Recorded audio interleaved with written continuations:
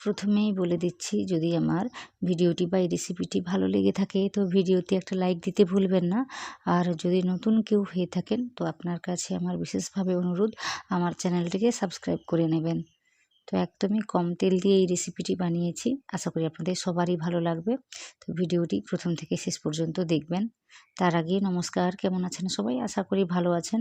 শুভ্র শান্তি ব্লগে আপনাদের সবাইকে স্বাগত জানাই। আমি শান্তি। তো এই রেসিপির জন্য আমি কি করেছি, প্রথমে স্টাফিংটাকে তৈরি করে নেব।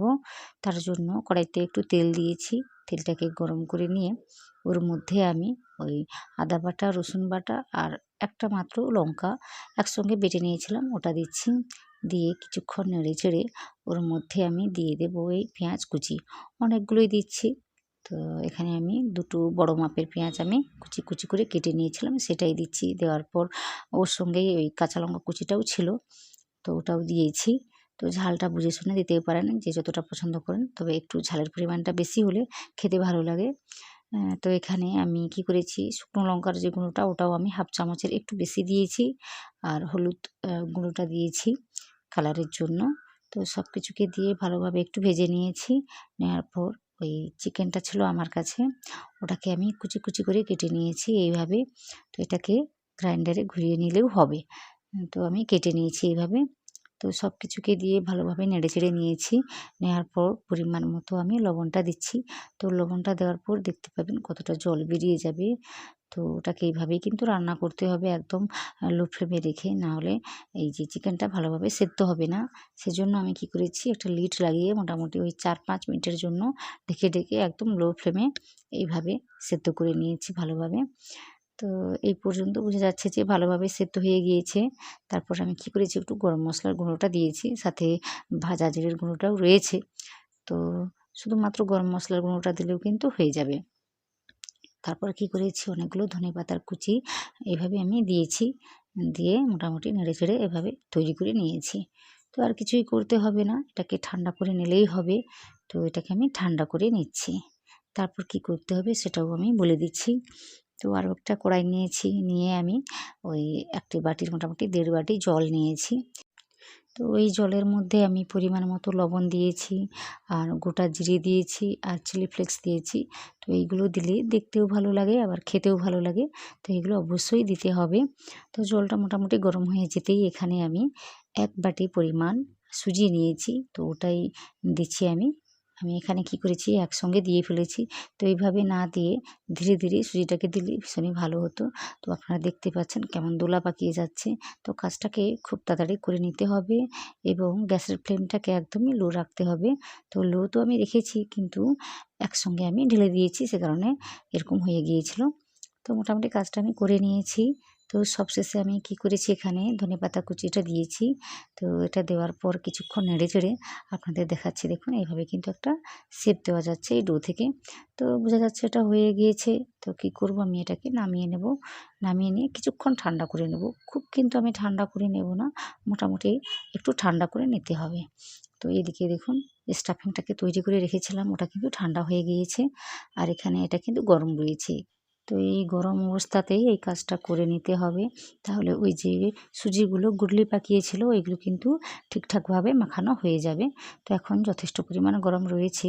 তো এটাকে মেখে নিয়ে আমি আরেকটু ঠান্ডা করে নেব। ঠান্ডা করে নিয়ে হাতের মধ্যে একটু তেল নিয়েছি। নিয়ে এইভাবে কয়েকটা লেচি এখান থেকে কেটে নিচ্ছি। তো সমপরিমাণ আমি লেচিগুলো কেটে নিয়ে তারপর দেখাচ্ছি কি করতে হবে।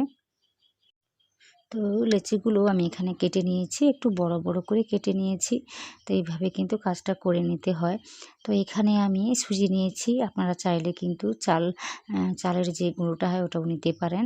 তো তাতেও কিন্তু খুব সুন্দরভাবে তৈরি হয়ে যাবে। তো এখানে আমি সুজিটা নিয়েছি। তো একটা লেচি নিয়ে গোল করে এভাবে একটা বাটির আকারে গড়ে নিয়েছি। গড়ে নেওয়ার পর ওখানে ওই যে স্টাফিংটা দিয়েছি, চিকেনের যে স্টাফিংটা, ওটা দিয়ে আমি কিভাবে সিলটা করছি ওটা দেখে নিন ভালোভাবে। তো এইভাবে মোটামুটি মুখটাকে বন্ধ করে দিতে হবে। সহজে কিন্তু বন্ধ করা যায় না। হাতটাকে ঘুরিয়ে ঘুরিয়ে তারপর কিন্তু এভাবে সাইড থেকে টেনে টেনে এইভাবে মুখটাকে বন্ধ করে দিতে হয়।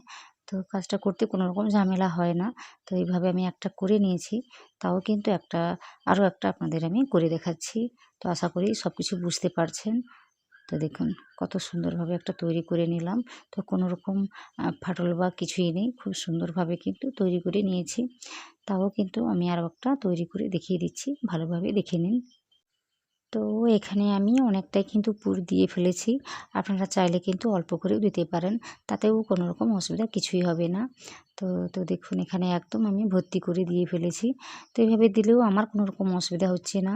তো আমি জানি কিভাবে কাজটা করে নিতে হবে। তো আপনাদের কোনো রকম অসুবিধা হলে আপনারা অল্প করে দেবেন। তাতে কোনো রকম অসুবিধা কিছুই হবে না। তাও যদি সাইড থেকে ফেটে যায় তাহলে কি করবেন?